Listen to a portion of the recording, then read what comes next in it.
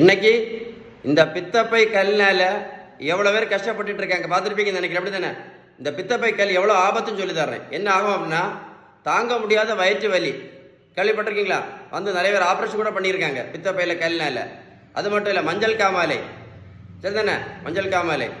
அது மட்டும் இல்லை, என்னது படித்து பார்த்தீங்களா? இது ரொம்ப ரொம்ப ரொம்ப ரொம்ப ஆபத்தானது. அது மட்டும் இல்லை, இன்னைக்கு ஃபேட்டி லிவர் பிரச்சனை கூட. ஃபேட்டி லிவர்னா என்னன்னா, இந்த பச்சை கலர் இருக்குது பார்த்தீங்களா, கிரீன் கலர், இங்கே பாருங்களேன். இதுதான் நம்முடைய பித்தப்பை. இதில் கல் வந்தால் பித்தப்பையில் கல்லுன்னு சொல்லுவோம். இதுதான் நம்முடைய கல்லீரல். இதில் கொழுப்பு அடையும். அதுக்கு பேர் தான் ஃபேட்டி லிவர், FATTY. அது மட்டும் இல்லை, இந்த பித்தப்பையில் கல் இருக்கக்கூடியவங்களும் இந்த கணையமும் பாதிக்கும்.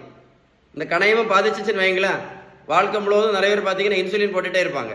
அவ்வளோ ஆபத்தானது பித்தப்பையில் கல். பித்தப்பையில் கல் இருக்கிறது என்ன வரும்? ஃபேட்டி லிவர் பிரச்சனை வரும். புரிஞ்சிருக்கும்னு நினைக்கிறேன். அது மட்டும் சத்து குறைபாடுகள், ADEK.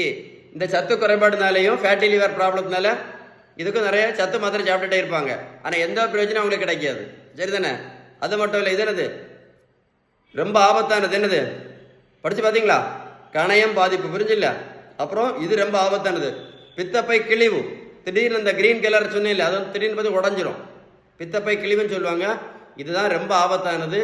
எதிர்பாராமல் இப்போ நிறையவே இருக்குது. பித்தப்பை கல் இருக்கக்கூடியவங்களுக்கு பித்தப்பையில் கேன்சர் வரலன்னு வரைக்கும் கண்டுபிடிச்சிருக்காங்க. அதான் திரும்ப சொல்கிறேன், பித்தப்பையில் கல் இருக்குது அப்படின்னா ரொம்ப கவனமாக இருங்க. மருத்துவத்தில் உள்ள ஸ்டாண்டர்ட் புத்தகம் ஹாரிசன். இந்த புத்தகம் என்ன சொல்லுது அப்படின்னா, பித்தப்பை கல் வராமல் இருக்கணும், இல்லை ஒருவேளை வந்துட்டு அதோடைய first treatment, correct treatment, best treatment balance diet மட்டும்தான் சொல்லுது. புரிஞ்சிருக்கோன்னு நினைக்கிறேன்.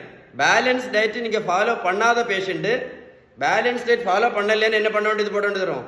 வாழ்க்கை முழுவதும் மாத்திரை போட வேண்டியது இருக்கும். திடீர்னு தாங்க முடியாத வலி வந்துச்சுன்னா ஆப்ரேஷன் பண்ண வேண்டியது வரும். அப்படின்னு யார் சொன்னா? இந்த புத்தகம் தெளிவாக சொல்லுது. புரிஞ்சிருக்கும்னு நினைக்கிறேன்.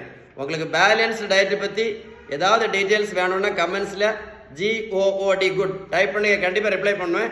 இந்த வீடியோ லைக் பண்ணி ஷேர் பண்ணிங்கன்னா, பித்தப்பை கல்லுக்கு நிறைய பேர் மாத்திரை போட்டுட்டு இருக்காங்க. அவங்களுக்கெல்லாம் இது முக்கியமான அவேர்னஸ் வீடியோ. கண்டிப்பாக லைக் பண்ணி ஷேர் பண்ணுங்கள். கமெண்ட்ஸில் குட்னு டைப் பண்ணுங்கள். ஏதாவது டவுட்ஸ் இருந்தால் கால் பண்ணி பேசுங்க. Okay, stay tune.